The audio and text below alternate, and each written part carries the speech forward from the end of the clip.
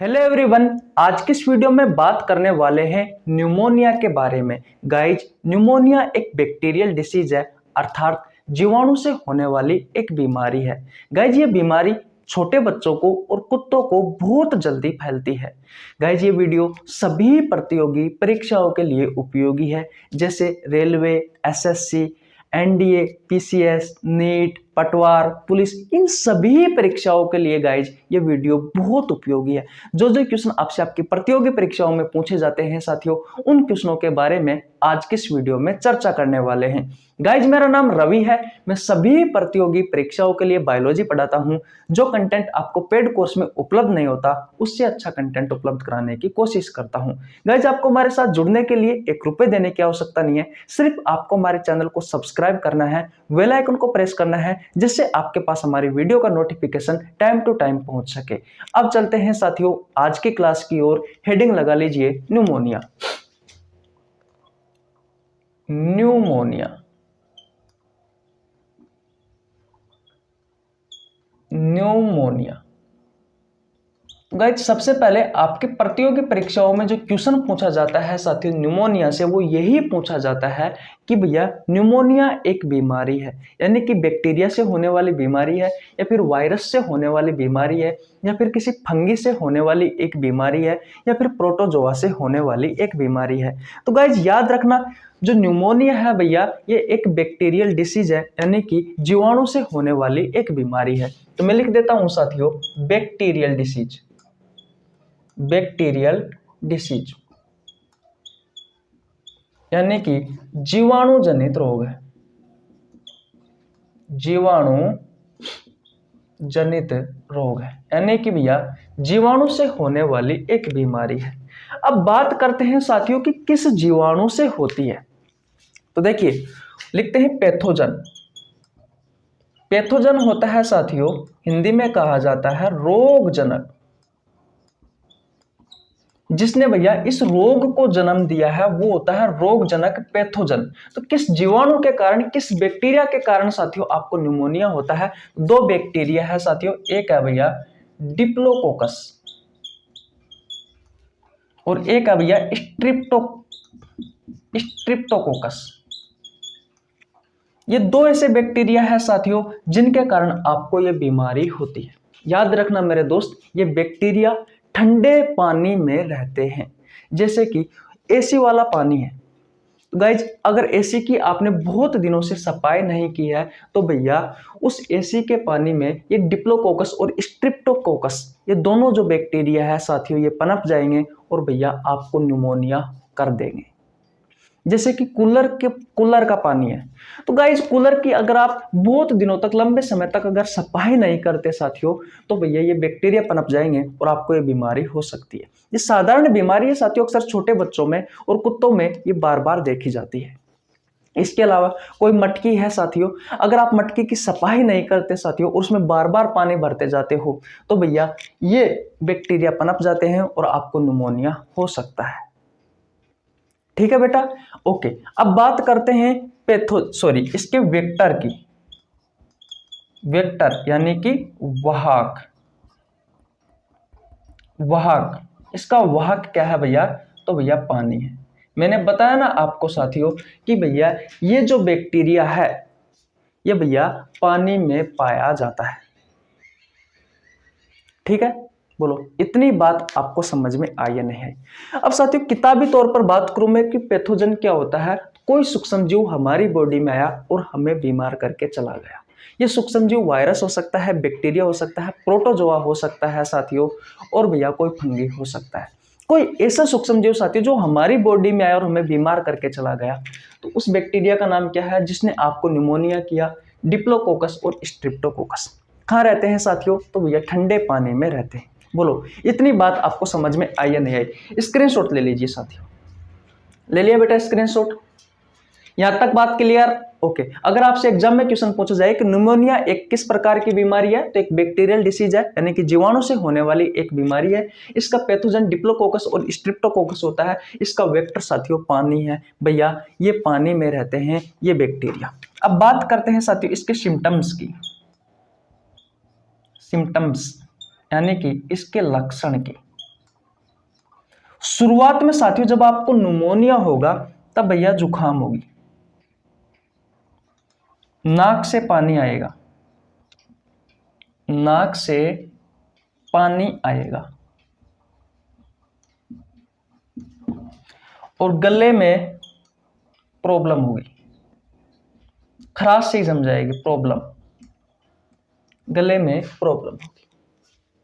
इतनी बात क्लियर है साथियों। ये जो डिप्लोकोकस और जो स्ट्रेप्टोकोकस है ये भैया आपके फेफड़ों में जाकर के इन्फेक्शन करते हैं।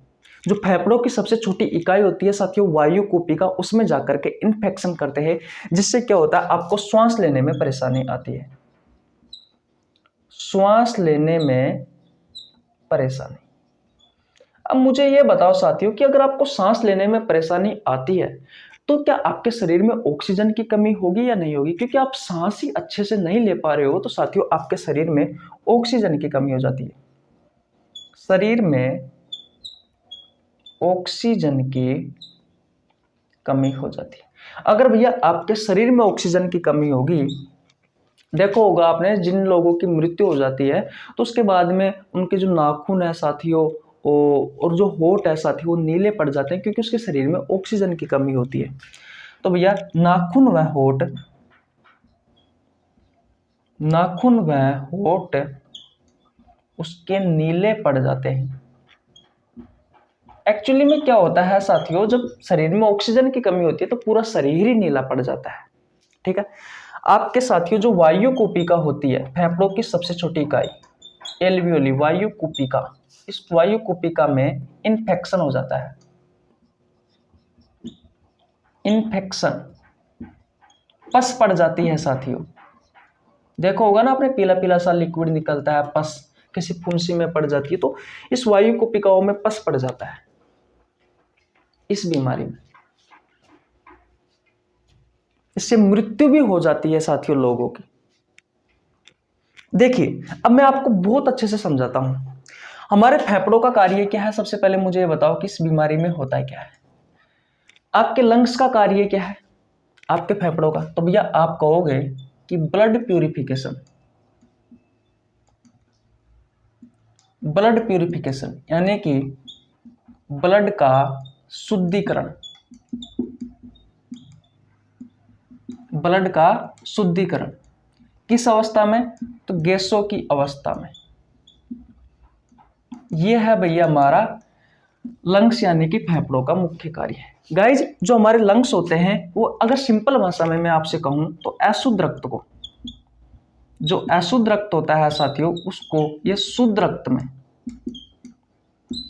रक्त में कन्वर्ट कर देते हैं। अशुद्ध रक्त ऐसा रक्त होता है साथियों जिसमें कार्बन डाइऑक्साइड गैस की मात्रा अधिक हो और ऑक्सीजन की मात्रा कम हो।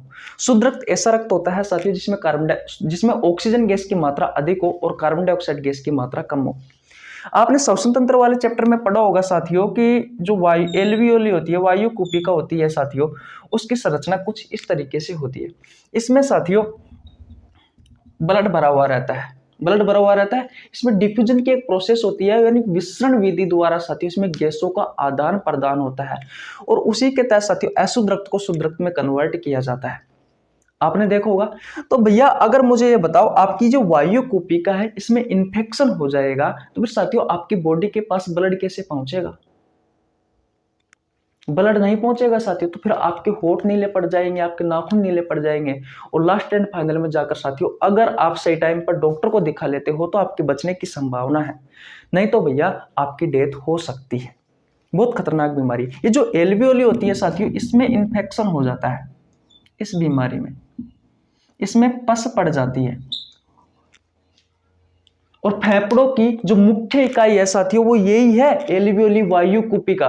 हमारे फेफड़ों का जो कार्य है ना साथियों वो इसी में ही होता है। इतनी बात आपको आई समझ में? तो ये चीज आपको ध्यान रखनी है। अब आप ये कहोगे कि भैया अगर इनकी मृत्यु हो सकती है तो क्या डॉक्टरों ने कोई इसकी वैक्सीन टीका नहीं बनाया? क्या बनाया है साथियों, इसकी वैक्सीन लगाई जाती है। वैक्सीन नाम है साथियों डिप्लोकोकस वैक्सीन, इस बैक्टीरिया के नाम पर ही है साथियों डिप्लोकोकस वैक्सीन या फिर स्ट्रिप्टोकोकस वैक्सीन। दिख रहा है आपको? हाँ, नीचे ऊपर वाली तो दिख रही है, नीचे वाली नहीं दिख रही। इसको भी यहाँ पे लिख देता हूँ, स्ट्रिप्टोकोकस वैक्सीन।